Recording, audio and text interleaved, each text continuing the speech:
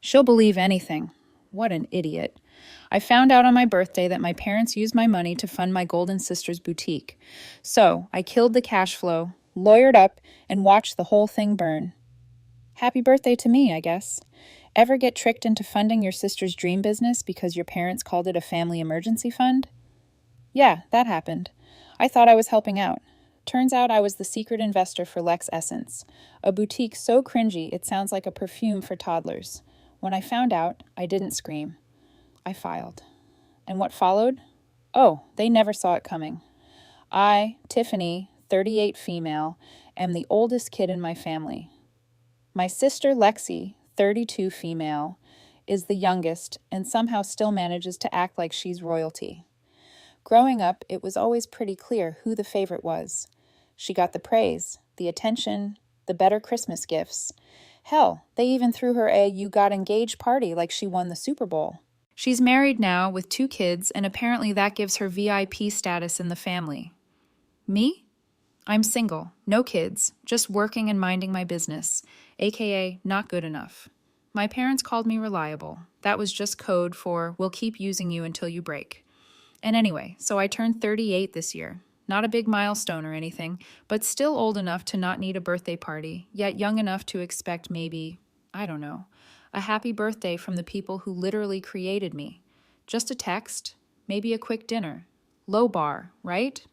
Anyway, my parents told me they were sick. Not like flu sick. No, they made it sound like hospital level stuff. My mom was on the phone coughing like she was in some Victorian novel. Oh, honey, we'd love to come, but we don't want to get you sick. You know your father's immune system isn't what it used to be. Real dramatic. I bought it. Hook, line, sinker, whole fishing pole. I didn't even question it. That's the part that pisses me off now. The fact that I trusted them so much that I didn't think twice. That's how deep the conditioning goes when your parents repeat. Family always sticks together, like it's scripture. Never mind the years of being treated like the backup sibling. But hey, family, right? So I ended up doing dinner with my uncle, a cousin, and a couple friends who still remember I exist. Nothing wild, just some food, laughs, and one too many awkward, "Where's your family tonight?" comments. I just shrugged. They're sick. I even defended them. That part makes me want to kick myself. Then my uncle, good old chatty Uncle Paul, has a couple bites of steak and lets something slip. Just a tiny sentence. Probably didn't even realize he said it until he saw my face freeze mid-chew. Yeah, Lexi said the beach was perfect this time of year. I blinked. Beach. And that's when everything started cracking like cheap drywall. He paused, tried to backpedal with a very smooth, I meant, she saw it on TV or some nonsense like that. Dude couldn't lie to save his life. My cousin just looked at his plate like it was suddenly super interesting. So, I asked again, "Lexi's at the beach?" He gave me this weird half smile and mumbled, "Yeah, with your parents. I thought you knew." That's when my cousin, bless her lack of filter, chimed in with a laugh like it was no big deal. Aunt Mara literally said, "She'll believe anything. What an idiot." She even did the voice. You know that smug, high-pitched fake concern mom tone. Just tell her we're sick. She's too soft to ask questions. Then she shrugged and went back to her fries like she didn't just casually nuke my entire childhood belief system. I sat there, smile frozen, while everything hit me at once like a slow car crash. They weren't sick. They didn't miss my birthday because they were too weak to stand. They were on vacation with Lexi laughing it up somewhere warm while I sat here defending their fake illness like a dumbass. And the cherry on top, that trip wasn't last minute. Oh no, it had been planned for months. Months! That means they looked at the calendar, saw my birthday coming up, and still chose to book a trip and not tell me. I was never even on the maybe list. And you know what really put the final nail in it? Later that night after the dinner, I called my mom again. I wanted to hear her voice. I wanted to see if she'd double down on the lie. And guess what? She did. Coughed again. Oscar-worthy performance. "Oh, sweetheart, we feel awful.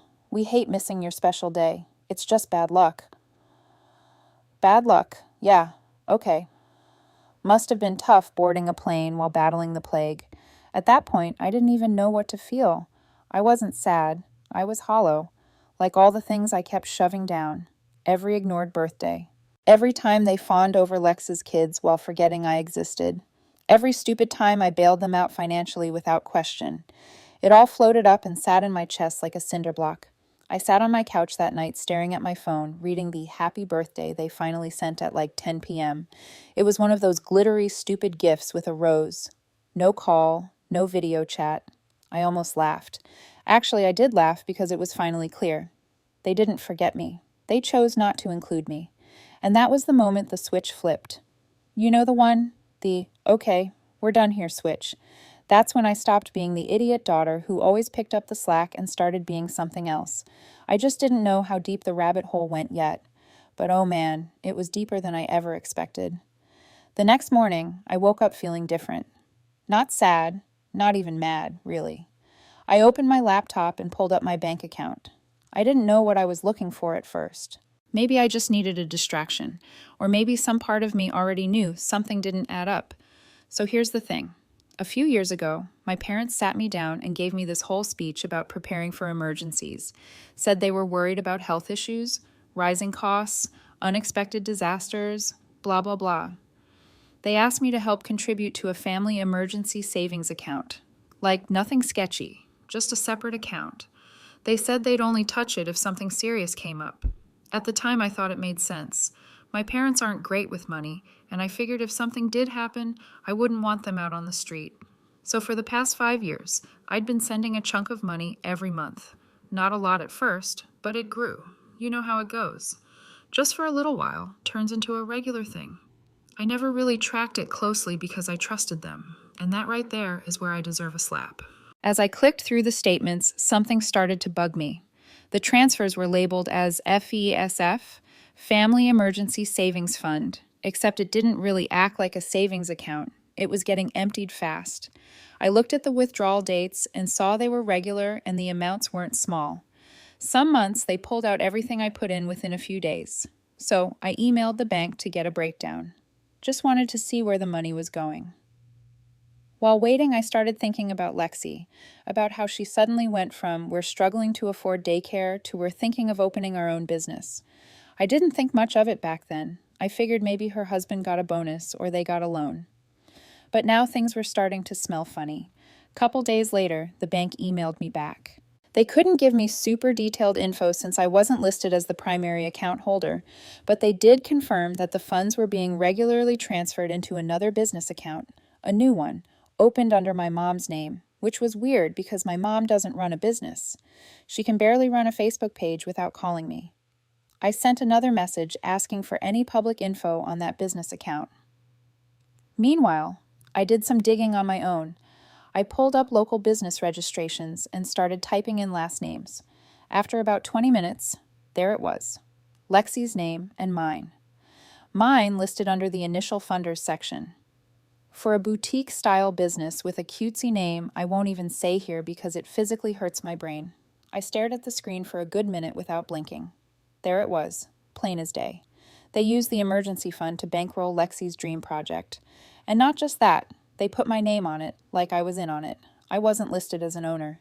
No share, no control, no voting rights, just a name, like a walking checkbook with zero opinion. And no, I never signed squat. They used my name to make it look cleaner for approval. That's it. Like I had supported this from the start. Like I wanted to help her open a stupid overpriced candle and crystal store or whatever the hell it was. Suddenly, every comment from my parents over the last year made sense. The guilt-trippy, "You're such a good daughter." The times they deflected when I asked how the fund was doing. The way they got weirdly quiet when I brought up long-term plans. It was all there. The clues, I just didn't put them together. But what really burned me wasn't even the money. It was the fact that Lexi knew. She had to. There's no way she didn't know where the startup money came from. And she let me sit there like an idiot on my birthday while they called me an idiot and toasted her latest achievement in secret. I closed the laptop, sat back, and just stared at the wall. I didn't even feel like yelling. It was like realizing a scab you've been picking for years was actually infected the whole time. I didn't feel rage. I felt clarity. Cold, sharp clarity. They played me. They saw me as the safe bet. Not anymore. I didn't call them. I didn't send a message. I just made a plan quietly. Because if they thought I was going to just keep handing them free money while they gaslit me and took credit for helping Lexi build her dream, then I couldn't wait to see their faces when that gravy train hit the brakes. And trust me, it was about to hit hard. 3 days after digging through my account and finding my name attached to Lexi's little passion project, I took a drive across town. My head was full of questions, and none of them were getting answered from behind a screen. That's when I saw it. Tucked between a fancy wine shop and one of those organic pet bakeries, because apparently that's a thing now, was a spotless storefront, Lex Essence. Yeah, that's the real name, Lex Essence. Like she's marketing bottled personality or something. I stared at the sign thinking, did she name this after a body spray from 2006, or was this a dare? I swear I almost crashed the car. Inside, I could see candles lined up like they were about to be blessed, and a big counter area with a neon sign that said, Manifest More. Manifest more, lady. I manifested debt for you. Apparently, it had been up and running for a couple months already. Lexi launched it soft online. Instagram Reels. Meanwhile, I was funding it thinking I was paying for future hospital bills or some leaking roof. I wasn't going to go in at first. I thought maybe I'd let it simmer, hit her later.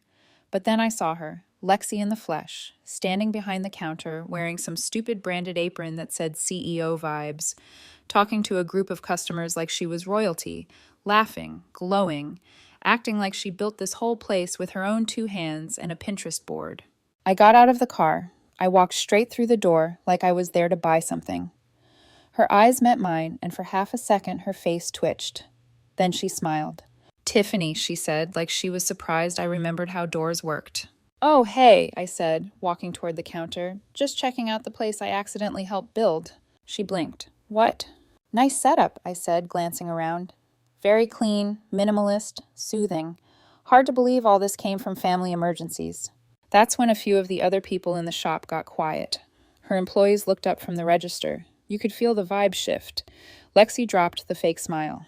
I don't know what you're talking about, she said. Oh, come on, I said louder this time. You don't know where the funding came from? That's weird because my name's on the business filings. Kind of strange to forget the woman whose bank account helped pay for your wellness brand. Tiffany, she hissed. Can we not do this here? Why not? I said. This place wouldn't exist without me. Seems fair. I get the tour. She walked around the counter toward me, jaw tight. Okay, look, that fund was for the family. I didn't ask for anything. Mom and Dad offered because they believe in me, right? Because that's how belief works, I shot back. You steal from one kid to invest in the other and call it love. You're being dramatic and you're being fake. You didn't even tell me this place existed, but sure, let's pretend we're all on the same page. One of the women near the candle table backed away slowly. An employee awkwardly started rearranging a shelf that didn't need rearranging. The tension was so thick, even the scented air couldn't cover it. Lexi folded her arms. Don't be an idiot, you're just jealous. I actually laughed. Of what? The store? The neon sign? The fact that you conned our parents and played dumb like you didn't know where the money came from? I didn't con anyone, she snapped. They chose to support me. No, they chose to lie to me, and you were fine with that. You let me keep sending money every month thinking I was helping with emergencies, not funding your luxury soap empire. She scoffed. Why do you even care? You're single, no kids, no one depending on you. You make good money. What's the big deal? Wow, there it was. The golden child mindset in full HD. Oh, I see. So, since I don't have a family of my own, I'm the designated ATM. Good to know. I'll make sure to laminate my debit card before you burn it again. Lexi's face went red. You're overreacting. No, Lexi, I'm just here giving you the decency of a heads up before I cut everyone off. Wait, she said, suddenly less smug. What do you mean cut off? I mean no more money, no more transfers, no more pretending this family has my back. I'm done. And if Mom and Dad try to use my info again, I will press charges. You can't be serious. Oh, I'm serious enough to drive across town and watch you pretend this is all your idea. She stepped closer like she was going to whisper something private. I didn't move. She said, You're going to make them homeless over this? You mean the people who lied to me, used me, and called me an idiot behind my back? Yeah, I'll sleep just fine. At that point, I turned to walk out. Someone behind the counter muttered, Damn, under their breath. I got back in my car, sat there for a second, and just stared through the windshield. My hands were shaking. Not from nerves, but from finally doing what I should have done a long time ago, saying no, not explaining myself, not folding under guilt. She showed me exactly who she was, and I believed her. This wasn't about money anymore. It was about respect, and they had none for me. But they were about to learn what life looked like without their favorite fool keeping the lights on. I logged into my bank account that night like I was defusing a bomb, clicked through every old scheduled payment, found the one labeled FESF, and hit cancel. Not pause, not delay, cancel. Then I removed my bank info from the profile altogether, like pulling a USB stick out mid-transfer. Not ideal, but very satisfying. I stared at the confirmation screen for a bit longer than I needed to. Not because I was second-guessing anything, but because I wanted to feel it. That small, quiet satisfaction of finally doing something for myself instead of playing the family clown. The next few days were quiet. Too quiet. I knew the storm was coming. It was just a matter of when. 1 week later, the peace died, a loud, miserable death.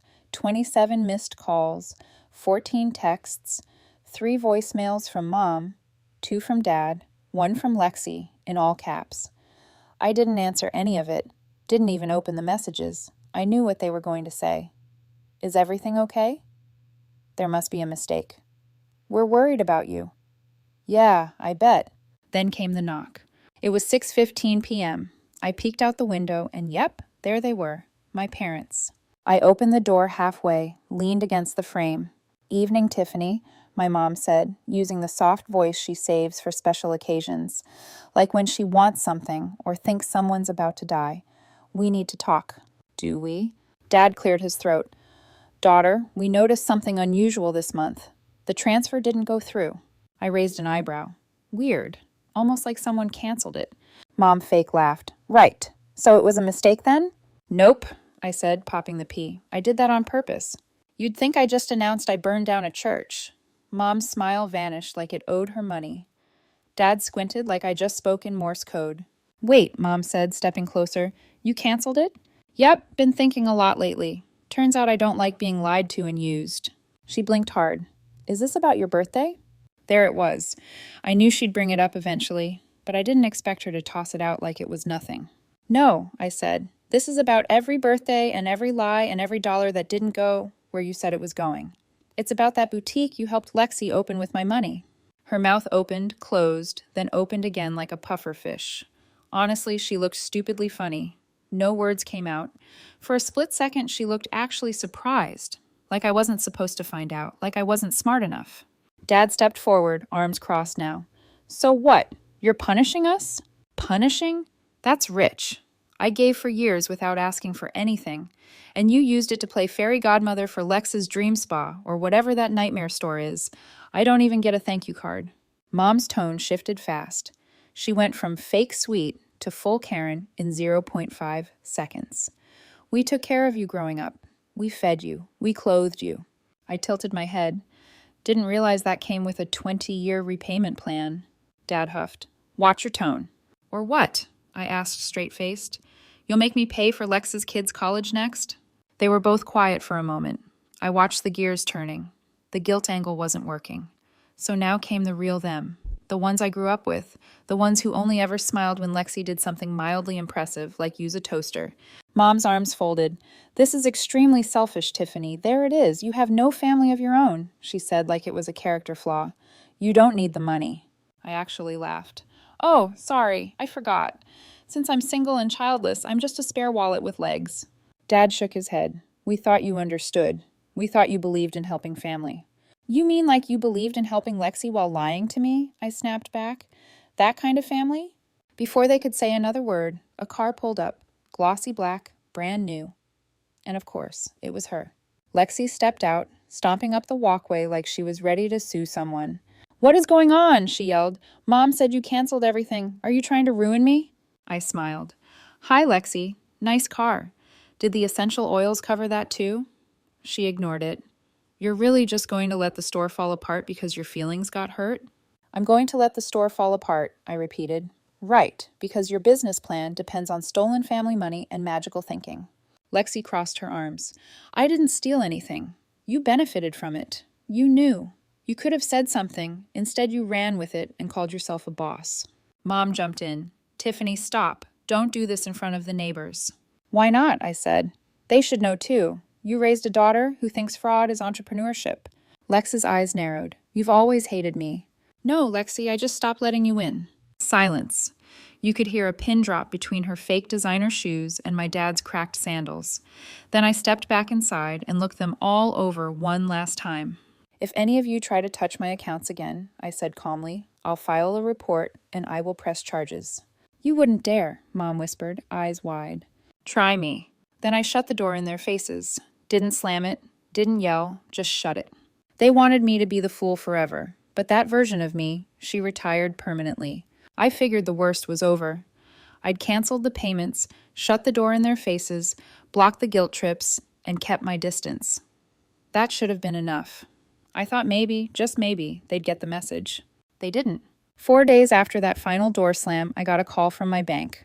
Unknown number, but I answered anyway. Something about it just felt off. Glad I did. Hi, Ms. Tiffany, the woman started. We're calling to verify a change to your automatic transfer settings. There was an attempt to restart a previously canceled recurring payment, FESF, using your old banking profile. My stomach dropped. You're saying someone tried to restart that transfer without my approval? Yes, our system flagged it as suspicious activity because the source account had been removed weeks ago.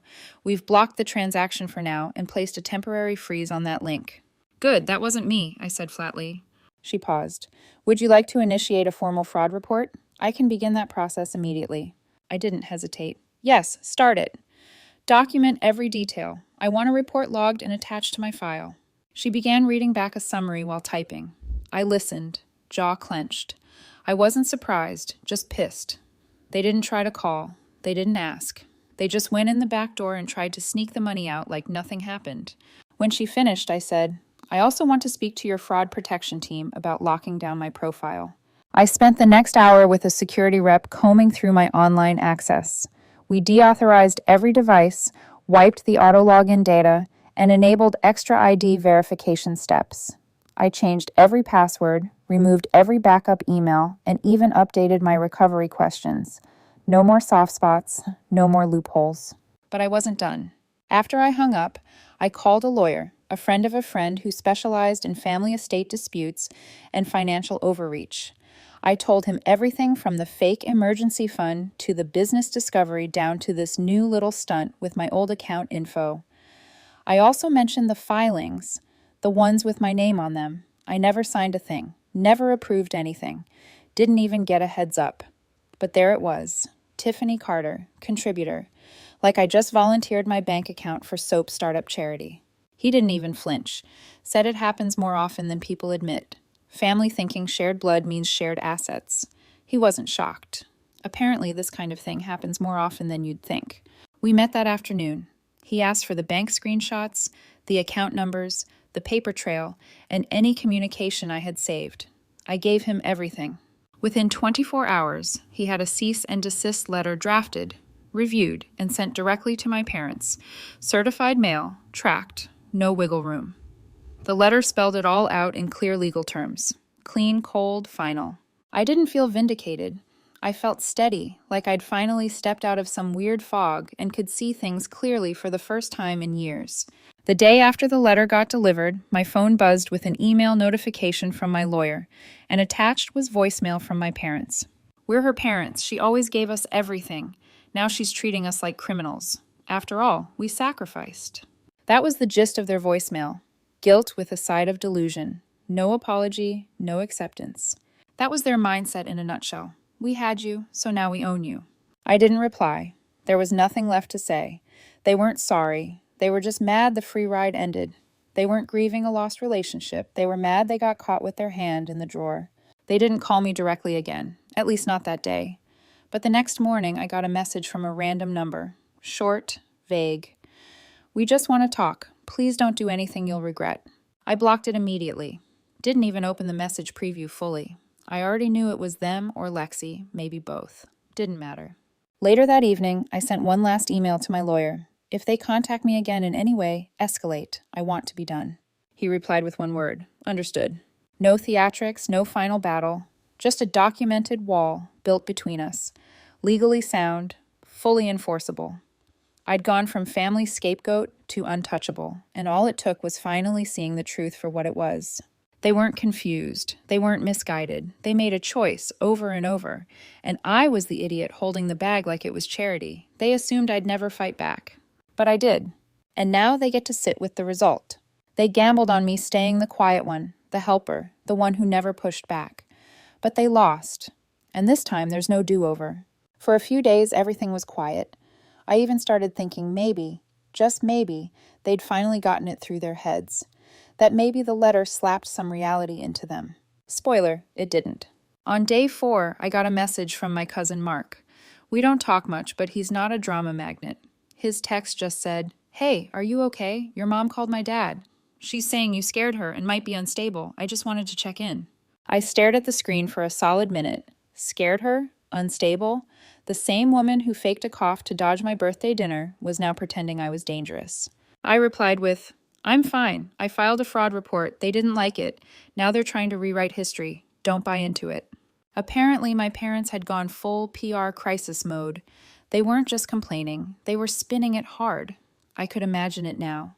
My mom on the phone, voice trembling, telling people I stormed into their home and threatened to ruin them. Probably cried a little. Maybe threw in some, "We're just old and trying our best," for dramatic effect. I didn't comment. Didn't even screenshot it. I just sent the link to my lawyer and added a note. Smear campaign beginning. Logging everything. I knew what they were doing. They couldn't control me with guilt. They couldn't steal from me anymore. So now they were trying to destroy how other people saw me. If they couldn't keep the free ride, they were going to torch my reputation on the way out. But here's the thing. They weren't smart about it. Because that evening, my lawyer called me and said, "You're not going to believe this, but your parents left another voicemail on our office line again. We recorded it." I didn't even ask for the transcript this time. I just said, "Forward it." And wow, they weren't even trying to be subtle anymore. "We don't feel safe. She has access to our information. What if she does something irrational? She's been acting angry and unpredictable. We're worried she might escalate." Escalate? Lady, I sent a letter. A boring, emotionless, lawyer-drafted, certified mail letter. If that's unpredictable, they're in for a shock when they meet real consequences. Still, I kept cool. I replied to my lawyer with 2 words, "File everything." And I meant it. Every voicemail, every post, every dramatic message getting passed around like it's a group chat game of telephone. I didn't care who believed them. I just wanted it all saved. I wasn't playing defense anymore. I was building a record. Lexi pulled into the driveway like nothing had happened. Glossy car, designer sunglasses, and that usual look like she was walking into a room where everyone was already clapping. She got out like she owned the place. She didn't ask permission, didn't knock, just walked up with that fake concerned face people put on when they want to look reasonable while stirring the pot. She said they were worried, that Mom and Dad were devastated, and didn't understand why I was being so extreme. Apparently, I was overreacting. Apparently, I'd scared them, and they were thinking about calling the cops. Classic move. When guilt stops working, switch to victim mode. Lexi was confident. Way too confident. She stood there telling me I should have just talked it out. Said this whole thing was a miscommunication. She talked like someone who thought she still had the upper hand. Like I'd eventually fold like I always did. She mentioned the store, her store. Got defensive the second I brought up the money.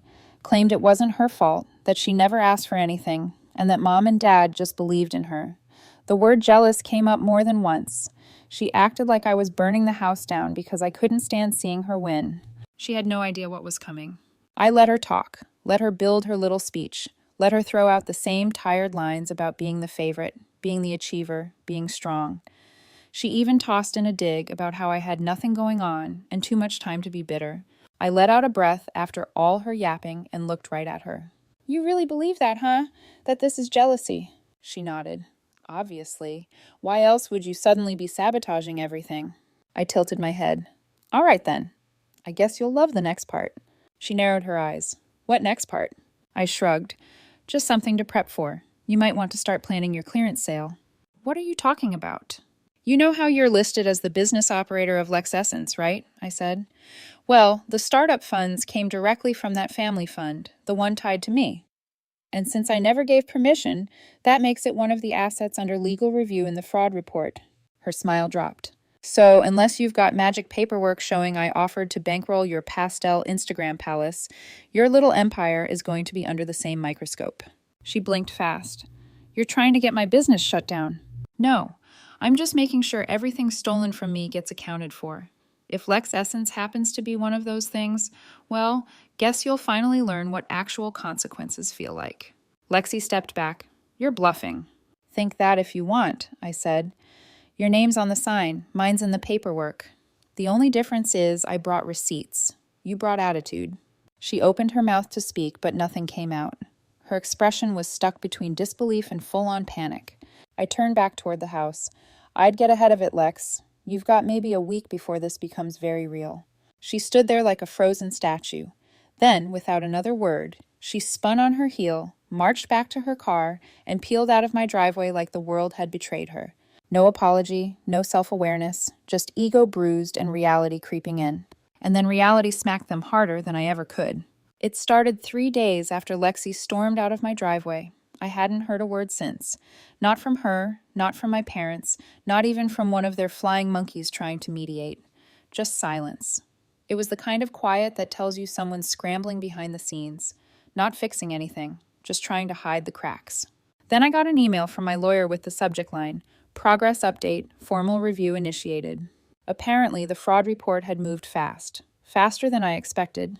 The linked accounts tied to the so-called emergency fund had triggered red flags, and since my name was tied to one of the original contributions, specifically flagged as unauthorized, they were digging into everything. Not just the transfers, the store, too.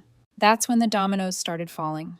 Lex Essence was temporarily suspended, pending financial verification. The business account was frozen. Merchant processing disabled.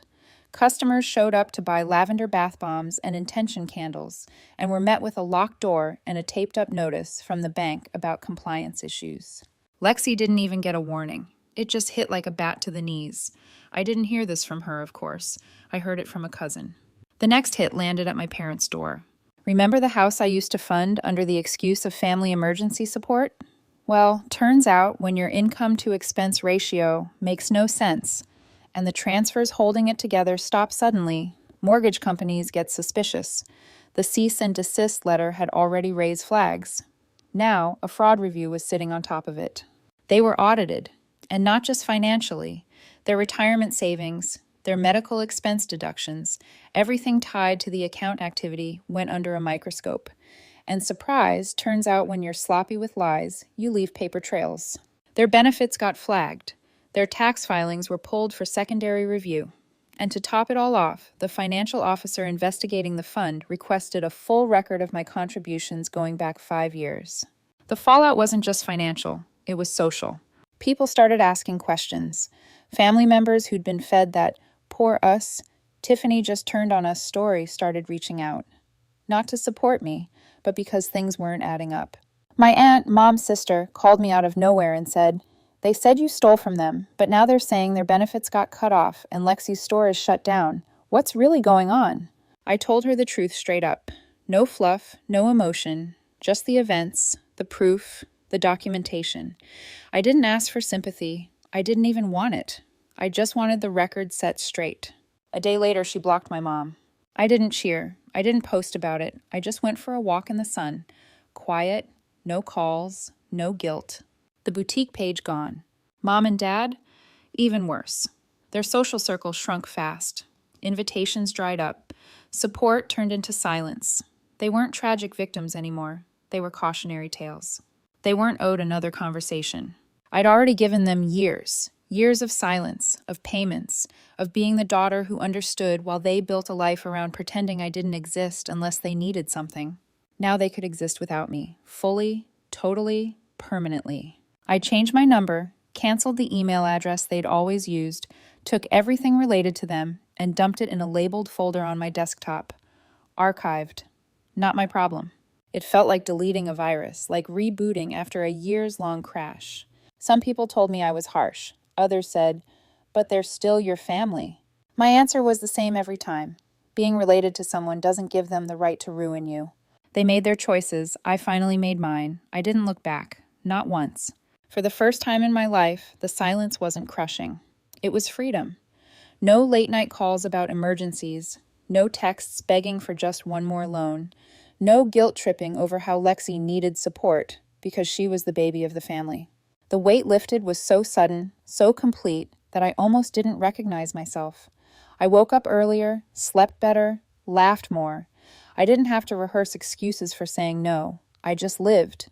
Meanwhile, the storm kept raging on their side. Lex Essence never reopened.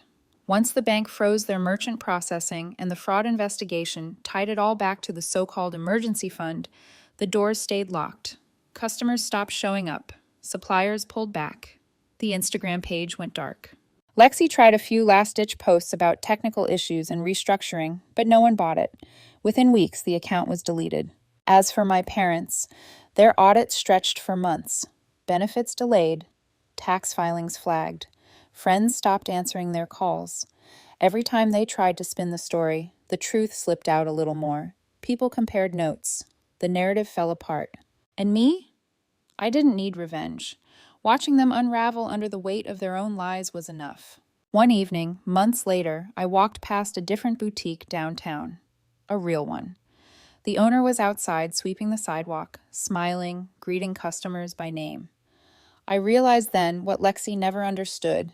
Respect isn't bought with stolen money and fake titles. It's earned, little by little, with honesty and work. I wasn't angry anymore. I wasn't bitter. I was done. Done playing the fool. Done carrying a family that never carried me. Done letting blood be the excuse for betrayal. Tiffany Carter, the reliable daughter, the family ATM, the backup plan, no longer existed. What remained was me. Just me. And for once, that was more than enough.